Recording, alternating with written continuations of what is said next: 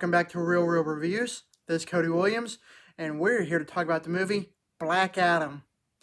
It is the newest film in the DCEU that completely changes the hierarchy of power. I will admit that I have no prior knowledge about this character, other than the fact that he's an anti-hero version of Shazam. Either way, I'm super excited to talk about this movie. Set in ancient Kahndaq, 10th Adam was bestowed the almighty powers of the gods. After using these powers for vengeance, he was imprisoned, becoming Black Adam.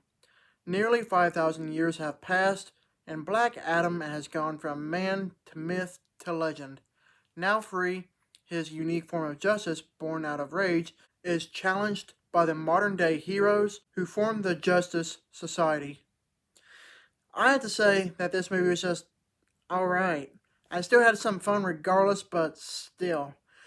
This movie could have been a whole lot better. I'll get into that later on, but first let's talk about the good things that this movie does have, which all include phenomenal special effects, pristine looking cinematography, wonderful costuming, and an awesome soundtrack. That's pretty much it. What I love the most out of this movie would have to be just how really good looking it is. Even though it is a CGI laden film, it's still visually stunning. To be a DC movie, it's amazing to see just how colorful this movie is, when a good majority of their movies are monochromatic and heavily saturated. In this particular film, the way the colors just pop in the many different scenes, it's like eye candy.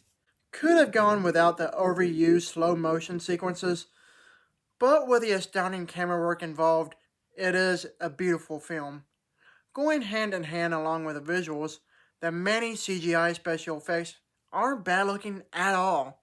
To be honest, they're pretty amazing, I would say. When it comes to the DC superhero movies, the costuming is always on point, and this film makes no exception. The costume used for Dwayne Johnson's character really is impeccable. I mean, just look at it. It accentuates his build and is just awesome. Even the costumes for Dr. Fate, Atom Smasher, Hawkman, and Cyclone were all pretty cool looking if you ask me.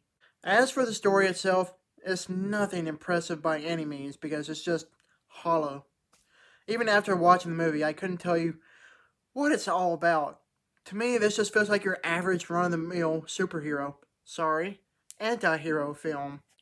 The action scenes, which is, well, pretty much the whole movie, it just felt too monotonous for my liking.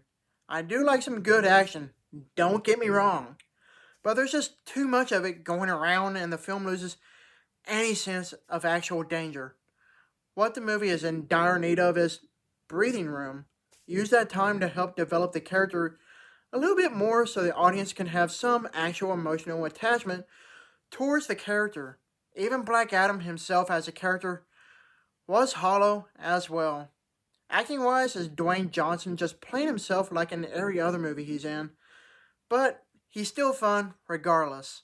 However, it's the co-stars that won me over. We have Brosnan, who is tremendous as Dr. Fate, and Aldis Hodge, who is absolutely fun as Hawkman.